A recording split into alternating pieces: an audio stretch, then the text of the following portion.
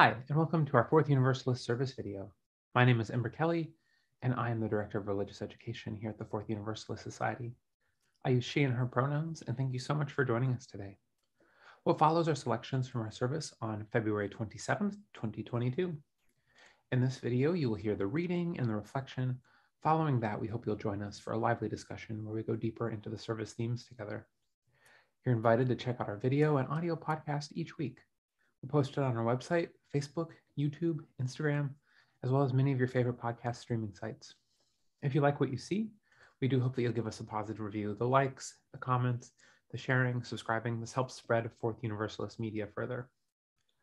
Finally, we acknowledge that our community is located on the land of the Munsee Lenape peoples. With this acknowledgement, we seek to continue the process of working to dismantle the ongoing legacies of oppression. We invite you to join us in this work as we embrace the APU principle. Thank you again for watching. We begin with our reading.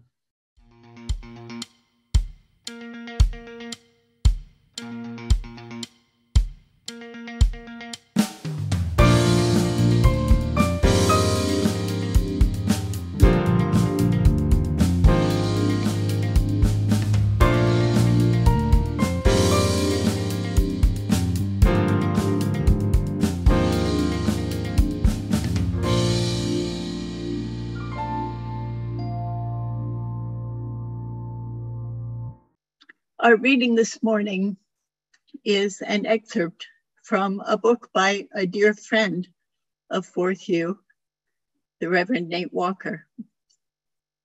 In his book, Cultivating Empathy, Nate says this: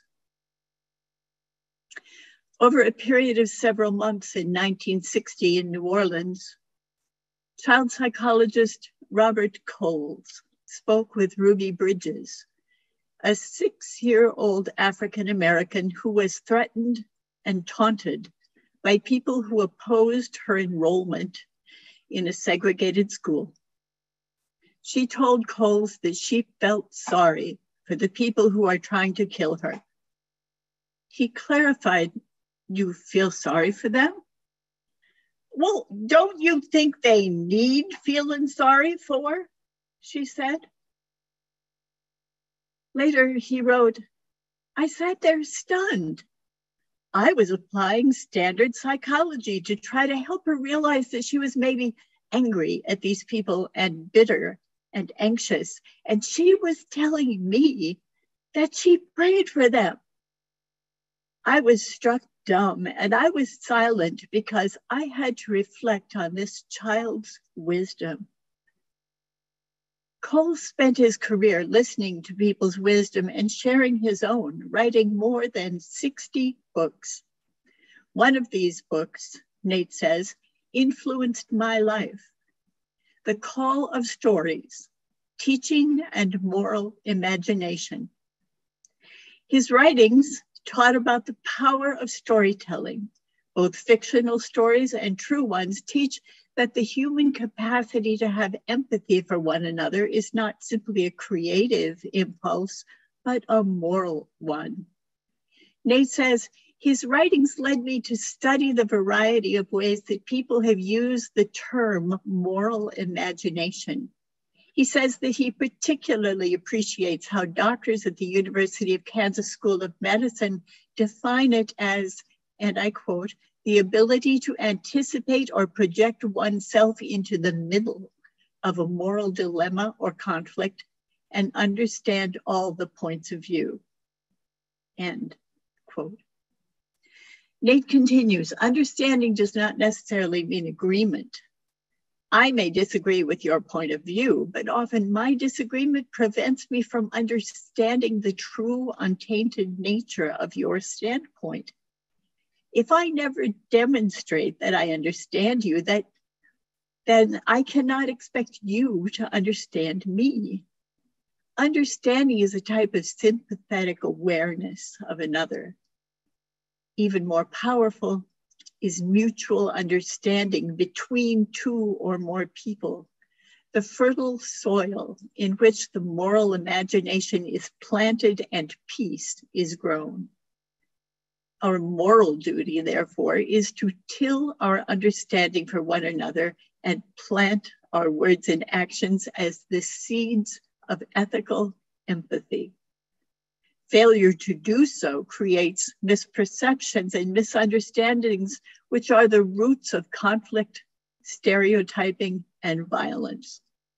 The antidote to these aggressions is to cultivate mutual understanding, plant seeds of the moral imagination, and hopefully reap peaceful coexistence. Here ends our reading. Thank you, Jill.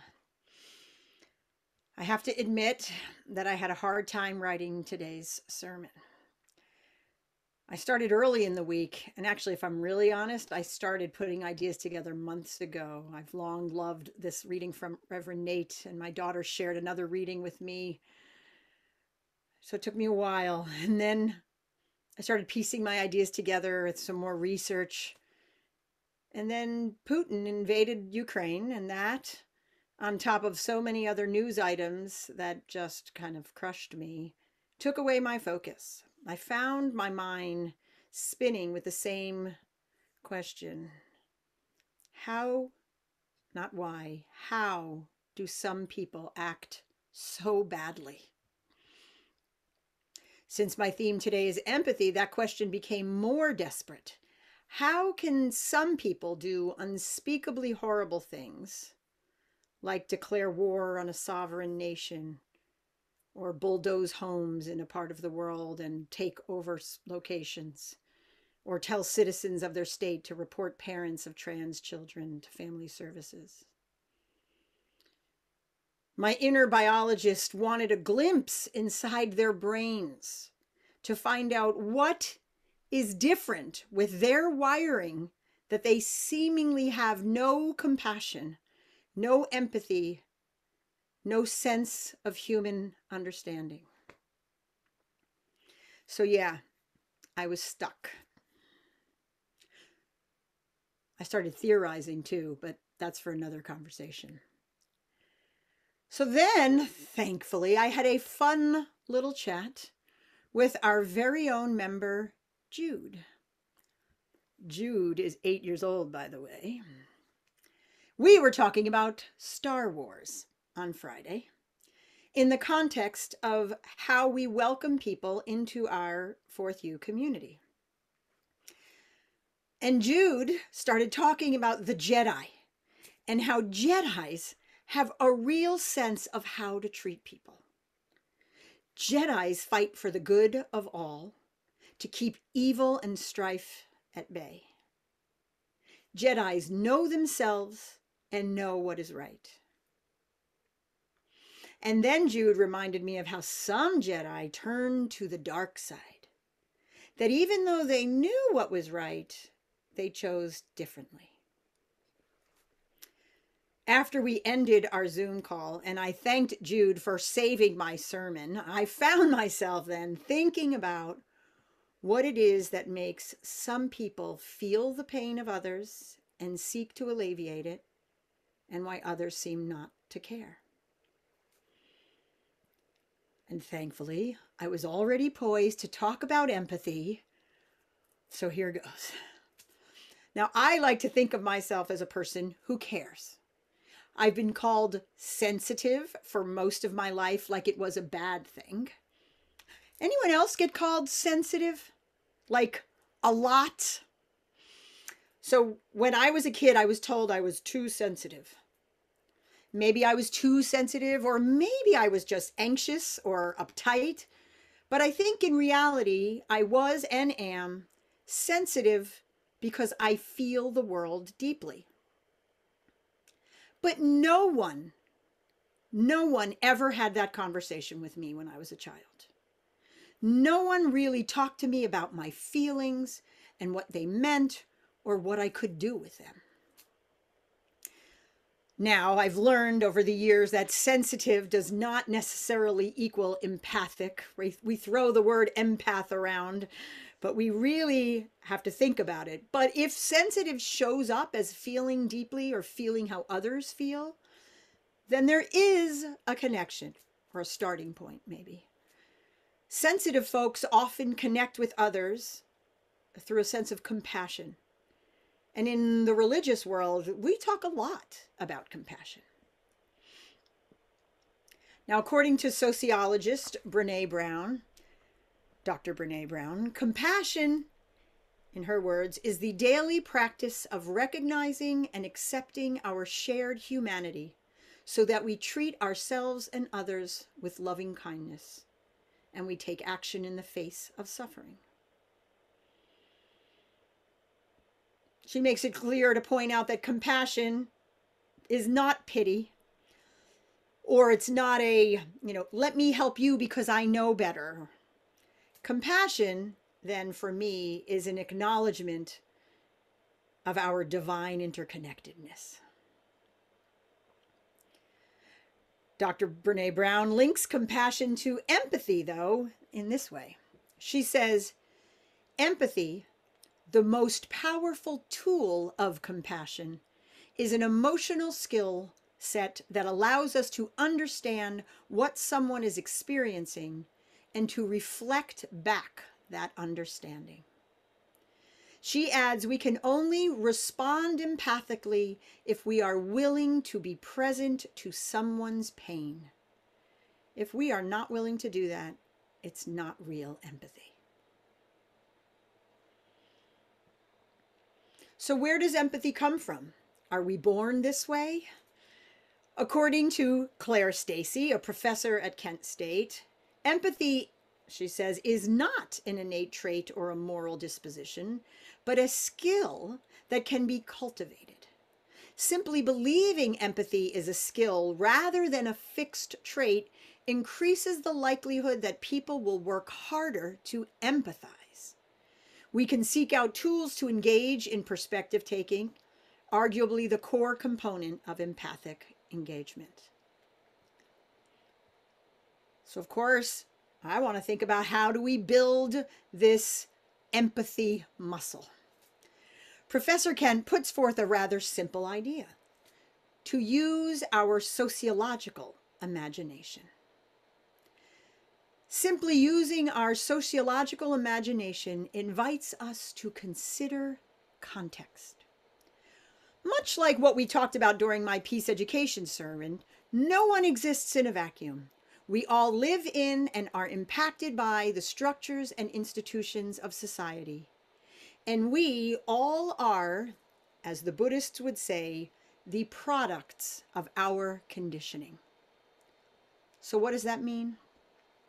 When someone is behaving in a certain way or saying things that may be upsetting to us, it is easy to write them off as bad, or someone I don't want to have a relationship with, or they don't know anything.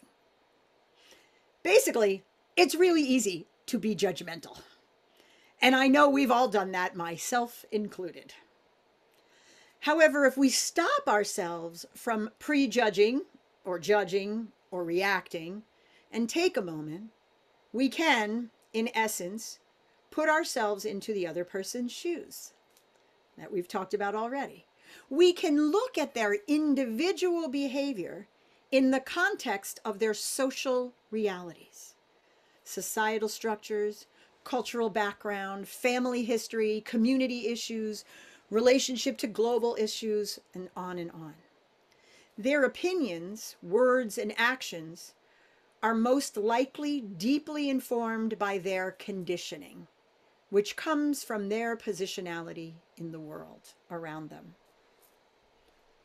For us to do this, however, does require effort. It is far easier to just place someone in a box and disengage. It is much more difficult to take the time, especially right in that moment, to get a greater understanding of that person's life and thus their perspective. Now, I am not saying at all that we should let harmful words and deeds slide. This is not a free pass to be terrible and hurtful. We have to call that stuff out. But there are ways to call people out that shut things down, and ways to do it that might open a conversation. This concept of the sociological imagination comes from sociologist C. Wright Mills, who introduced it in 1959.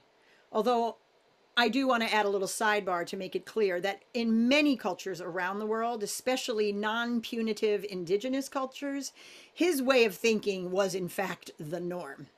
So perhaps for the patriarchal, capitalist, competitive lot, his idea needed to be codified and introduced.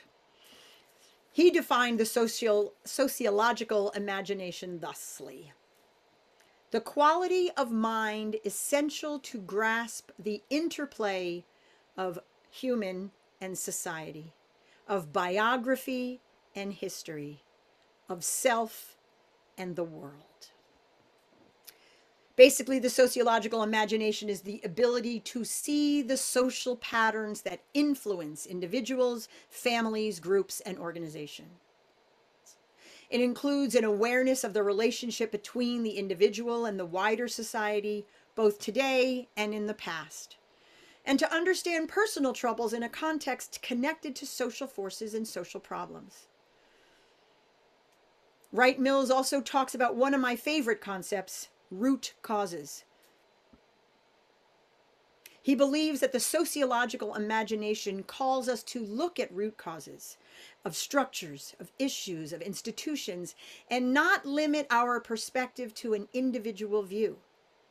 Individual problems in need of individual solutions, but rather seeing an individual problem as having roots in structural issues, which then requires us to think about structural responses to solutions. At its core, the sociological imagination encourages us to place individual troubles in the context of broader public issues. Another author, Jenny Justice, great name by the way, paraphrases the power of Mills' concept in this way. She says, as a tool, the sociological imagination allows us to more readily appreciate the reality of another person, a key step in the cultivation of empathy. It manifests as a willingness to ask questions about why someone acts or believes as they do, and to then seek out reliable information to answer those questions. Information that can be gleaned from educators, journalists, or even from the mouths directly of those in question. She continues, putting yourself in someone else's shoes must be carried out with intention and purpose. It takes work and commitment and a willingness to hold judgment in abeyance as you seek greater understanding of the context that informs a person's life. She is cautious to add, it is not, however, blind altruism. Empathy does not mean accepting or excusing racism, sexism, homophobia, cruelty, and unkindness. Empathy does mean understanding the context of individual actions and beliefs while simultaneously holding people accountable. Has a real third principle connection there. So simply, in order to be truly empathic, we have to be able to take on the perspective of others. And I recognize that in today's political climate, that feels very hard to do. But here's some interesting stuff. Psychologist Paul Bloom has found that oftentimes empathy reinforces solidarity with those who are most like us.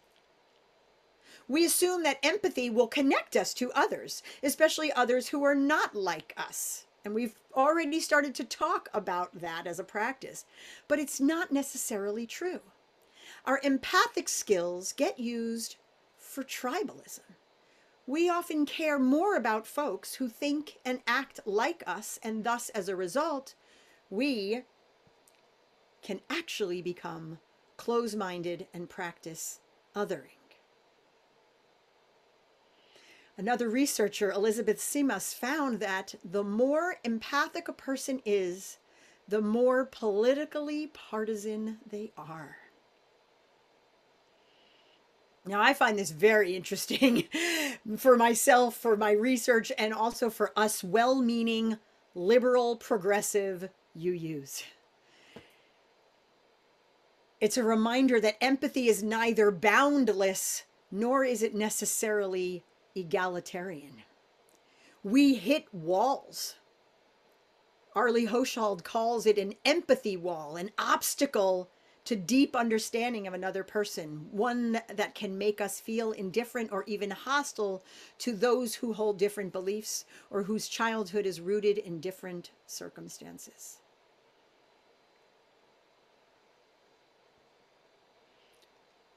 We also hit wells. Empathy can also bleed us dry.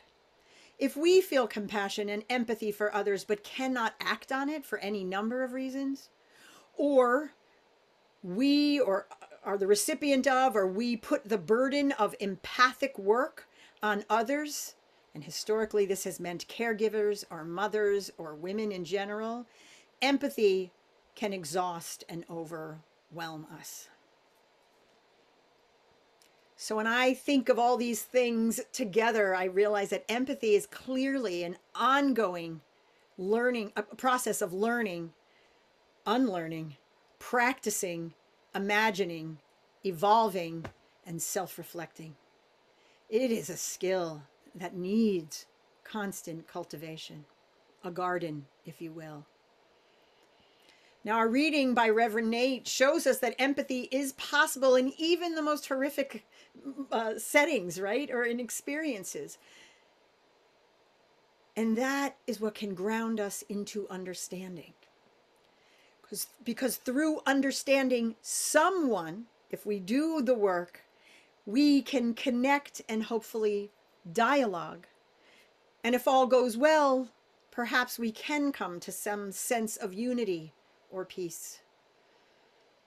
And of course, we can start this practice with ourselves. As I said already, cultivating empathy involves work. We can start this work by recognizing that our own problems or pain have root causes. They may be outside of our personal sphere, such as societal or structural issues, or grounded in trauma in our family line. But if we use our sociological imagination, we can see our conditioning and where it has arisen from, and quite possibly from outside forces well beyond our control. When we learn that if we have these forces acting on us, if we are in fact products of this conditioning, then so are others. And thus, we are not alone.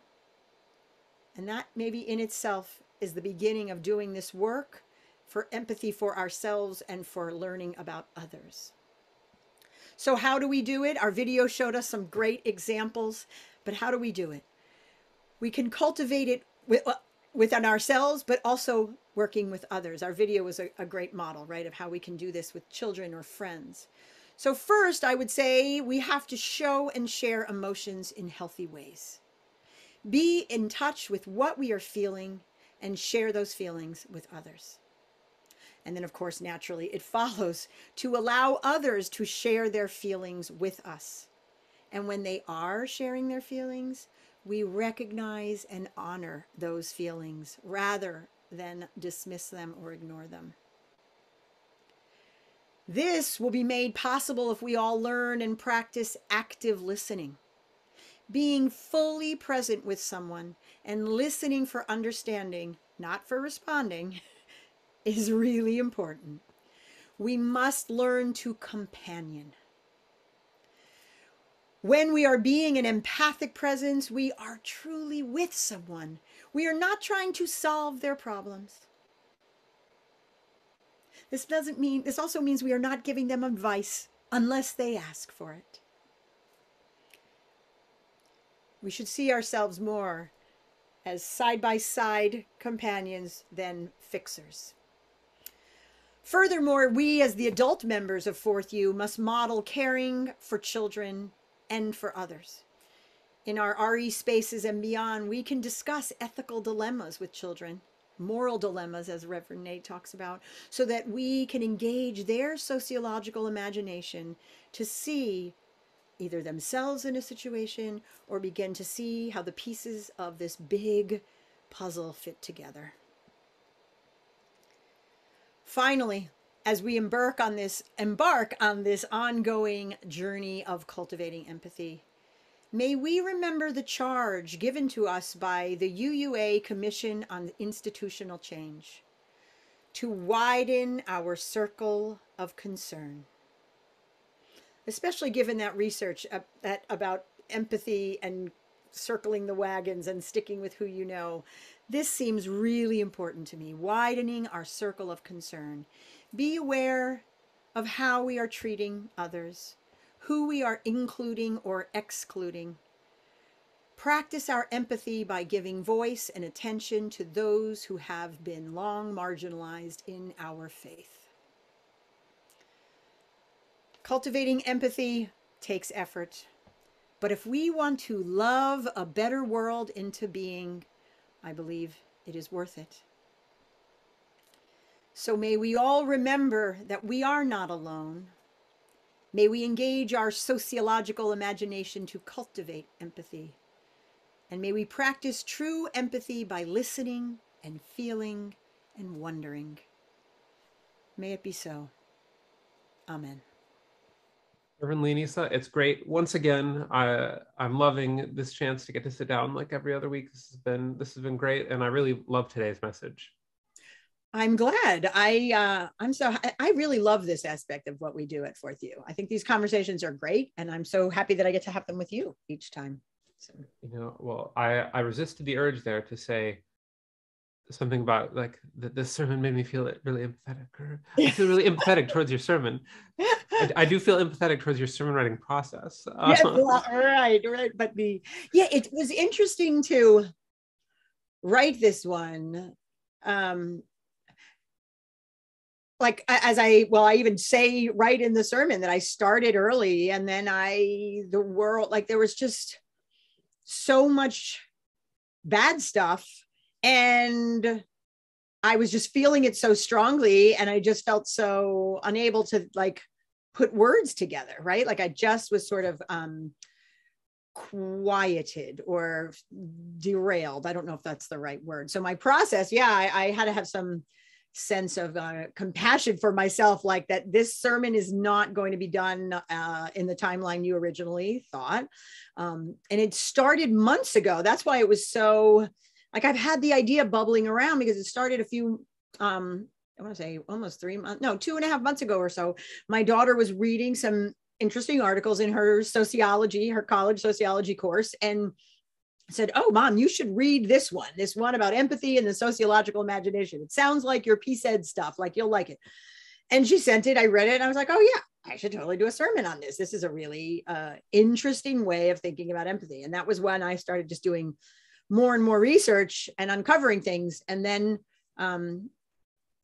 I was paused for a little while. But the point was is that I was looking mostly at scientific research on empathy, right? So there's the psychologist perspective, a sociological perspective, and there's research kind of, and I use Brene Brown because she's a sociologist and a monster researcher, right? And I was looking at her latest book, The Atlas of the Heart, I got for my birthday or something. And I was looking at how she was defining compassion and empathy, and then putting that in conversation with these more, she's pretty clinical, but she writes for the masses, as it were, right? And then I was looking at these other research-based things, and I was just like, this makes so much sense. And it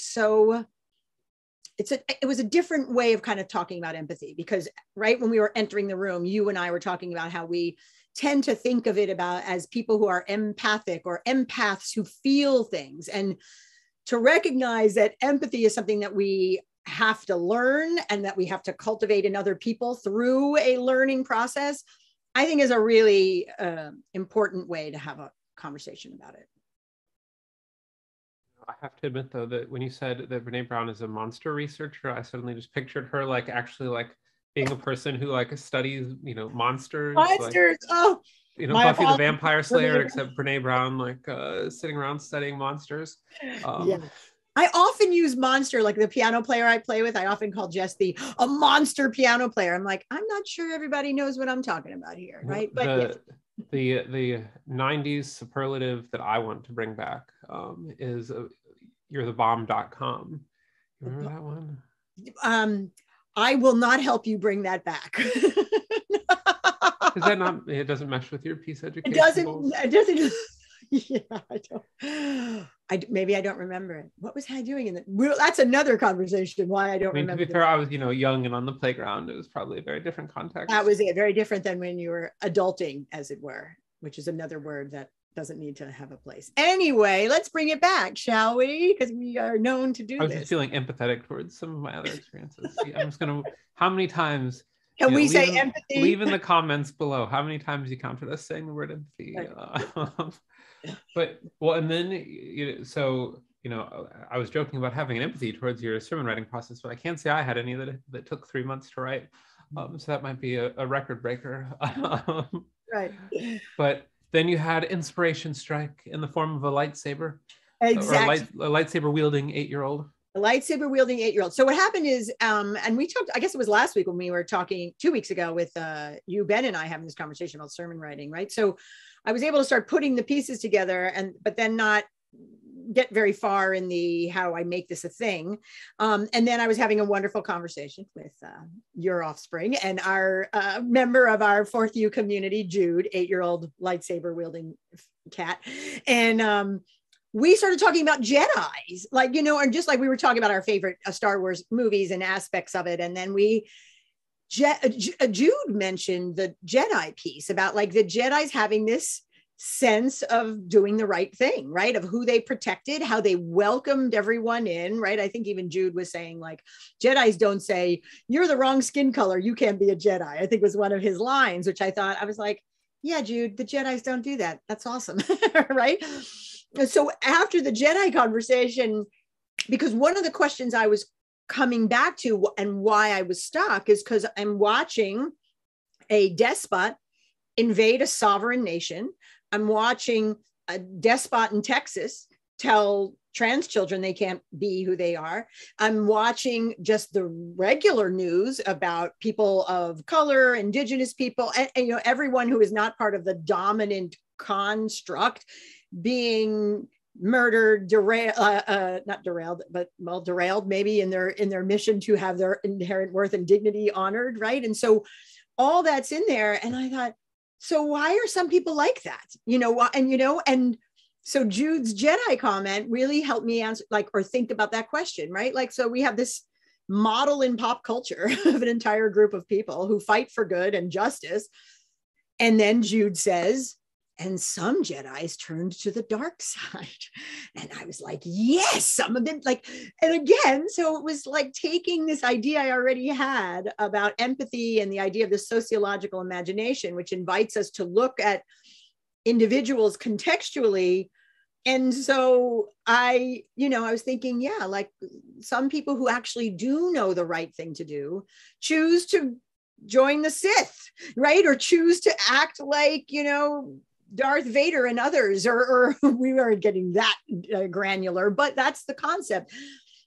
And I guess as a peace educator and a parent, or, you just think so much about how do we teach our children right from wrong, how to care about others, how it's not all about you, right? To get away from that selfishness and to have this sort of moral compass, right? The Jedi have a very clear moral compass and a moral grounding, and even some could say a theological grounding, probably, right? We wanted to get into that. And you mentioned earlier how we were discussing some of the cultural ideas around empaths, and it was actually a little bit of a meme. At least it was on TikTok. It probably made it into some other places, at least by now.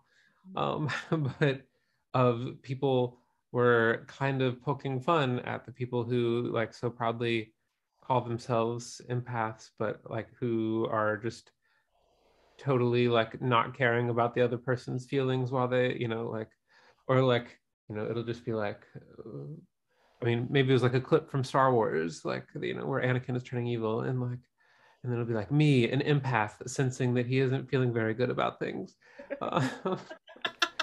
I missed that one, but that's perfect because, it's we forget that there's an actionable component to empathy. It's not just, and I even start, the sermon saying that, like, I'm a person who feels deeply, right? Like, I get the sense you're a person who feels deeply. I know lots of people. My kid feels deeply, right? Like, there are lots of us. But it's very different to, like, say, oh, I feel that. But if you're not actively listening or engaging and honoring the other person's feelings, and then saying, what do I do to alleviate that? Not by, like, giving advice or fixing the situation, but by companioning that person, or then looking for the ways to address structural issues that cause that kind of suffering, right? Like, it's not, I don't know. I guess I'll have to search out that meme, right? But it's an interesting thought to just because you can, think you feel what someone's feeling. There's so many people who just jump to, let's fix that, or let me answer that, or let me tell you what's wrong, or let me and yeah, there's what's the word I'm looking for? I don't know. It's a way of listening and reflecting back on other people, being fully, like I said already, being fully present to their pain. You have to be able to do both, because I mean, if you don't, then empathy can really turn into a very manipulative tactic. Right. And people will, basically use it as a way to, like, feel superior over others. Like, that's not And good empathy. And that's what's interesting. When I was doing more of my doing more of my research too, is like, one of the challenges or problems with empathy is that this researcher found that though when we apply empathic skills, or we are empathic, we tend to have more empathy towards people who are like us. So it actually, to your point, could be a divisive tool in some way, like, in the sense, like, so the notion is that we take compassion, we put it into, I guess, action, or take it a step deeper into empathy. Yet if we use it to, like, circle the wagons, to just care about who's like us, I only have empathy for people whom I can completely relate to, right? Well, then, okay, that's a good thing. At least it's something, right? But then what do we do about the people who are not like us, whom we'll never meet, who we don't know, and then we interact with? We can't see their perspective. I mean, that's the mess our world is in, that we are too mired in echo chambers, right? Sound bubbles of, and empathy can be a tool of that, to making sure we only just stick with your own kind, like in West Side Story, right? But that's a problem, right? Well, and I, like, that has me thinking about how oftentimes, I'm trying to figure out how to phrase this, but the way that, like, our empathy will be guided by, like, the media which we consume, whether that's news or, like, other things. Like, like, we'll hear about, like, one case of police violence, and not the thousands of other instances of police violence against people of color that go unreported, that suffer in silence. Right. But then, even related to that, I was thinking about, I saw a clip online of, there was a reporter talking about the conflict in Ukraine, and he said something along the lines of, and he even, like, said, I got to make sure I say this right so I don't mess it up, or something like that. But Yeah. he says something along the lines of, this is the first time we've had a war in, like, a civilized country, effectively. So Yeah. it's but let's not forget about all those wars that have been waged in these countries that they chose not to show us as well. Yeah. I think that's where the perspective taking is really key, right? Like, so if you get all your information from only one media source, or one angle of a media source, it's very easy for you to generate empathy for a group of people who think like you, right? Or to become I'm on the side of the Blue Lives Matter, right? Which is, to me, frankly, an absurd argument, right? Versus, like, saying, like, actually, people who have a job shouldn't actively be killing people, right? Right? It's a completely different concept. So where you get your information from, right, will help. Well, it may not cultivate empathy, or if it does, it may actually serve to just say, I only care about people who think and look like me, right? And so that sociological imagination is the step that says each one of these conflicts or individuals, whatever, have a context, right? We cannot view it just by what the media is saying or even what the person is saying, right? Someone might be saying something incredibly hateful. And of course, yeah, as I say in my sermon, right, no one gets a free pass for being horrible or right or degrading or whatever, right? But if we take, and I should say, and we take a step back though and try to look at what in the Buddhists call the recognition that we are the products of our conditioning, right? Like we have personal histories, we have contextual, there are structural issues at play, right? So I think a lot of times people see these issues and cannot see structural racism, right? They don't see structural oppression. So they see it as one case and say, oh, they'll take the perspective, let's say, of the police officer. Oh, he had a fight, or he was in a bad mood, or blah, blah, blah. But they can't take the perspective of the person being injured or killed because they can't expand it to the larger sociological, systemic structures at play that set up this hierarchical thinking and this inequality, right, of why these actions are not okay. In the continuing quest of get Reverend Lenis on TikTok. This is our hashtag for the video. Hashtag Reverend Lenis on TikTok. Reverend Lenis on TikTok. Since we've already mentioned it once, but then you and I actually were talking on Friday because I got involved in a whole TikTok kerfluffle around someone who was effectively pretending to be Taylor Swift, even though now they're like, well, the account was called Absolutely Not Taylor Swift. Of course I was never, but effectively the idea had become on TikTok that this was a secret account and the people who were followed were going to get invites to special things, and it was all of this, and a group of friends discovered who the person was and discovered that the intention had been to poke fun at people and to hurt people, and but then as a group we decided to, as you were talking about, pursue it in a different way besides just dragging them publicly and being like, hey, here's all this info about this person. Instead, we confronted and we posted about it and explained what happened, but we did not leak information. We have to imagine new and better ways of doing things. Like we can't just keep going with these old ways that just focus on harming others. Absolutely. And I appreciate that, right? Because the common answer on social media, which is why so many people are like, oh, it's the worst. And, I have moments too where I'm like, ugh, right? Because we just do the trolling thing or the calling people out, and it's like, then you have no, but there's, and maybe the context is there, but maybe it's not. Maybe but that doesn't breed dialogue. That's just, I'm going to just shut you down, or I'm going to shame you, right? And we have to cultivate the space for this vulnerability, for creativity. Right. And that's where the empathic muscle gets worked as well, right? Like how to cultivate a practice of listening and hearing people's feelings so that we can respond to their feelings, not with what you already have in your head because you've been thinking about it for 2 days or whatever, right? And so I think in so many spaces, we have the opportunity and the challenge to figure out how do we cultivate empathy? How do we work with our children? How do we work with our peers, right? How do we reprogram, for lack of a better word, or decondition adults who don't flex their empathy muscle, right? Who, and might even use the language as like, oh, I have compassion, but then act in a completely, harmful way, right? Like, it's like, they have to go hand in hand, right? If we feel and we are compassionate, then we have to work on that empathy muscle to be able to take the perspective of someone else to actually enter into a dialogue so that we can create change and solutions.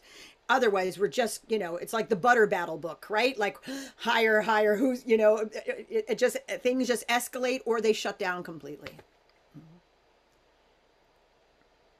Lenisa, thanks as always for, I truly do love these chances for us to sit down and chat, like sometimes I'm tempted that we should just like call like 3 or 4 times throughout the week and just chit chat and just have to record our brain droppings and see where it takes us, right? We'll start recording like, 2-hour-long versions of this. It's just me and you. Yeah, because I think there's a real audience for that, Ember. Let's work on that. If you're out there watching or listening to this and you are part of that audience that would listen to a 2-hour version of us diving into one of Reverend Lenis's sermons, then leave a comment and I'll make it happen. All right, then. Hashtag goals. Oh my God, that was so dorky. I can't believe I said that. That's all right. Well, we'll end on that note. Thank you, as always, to all of our listeners.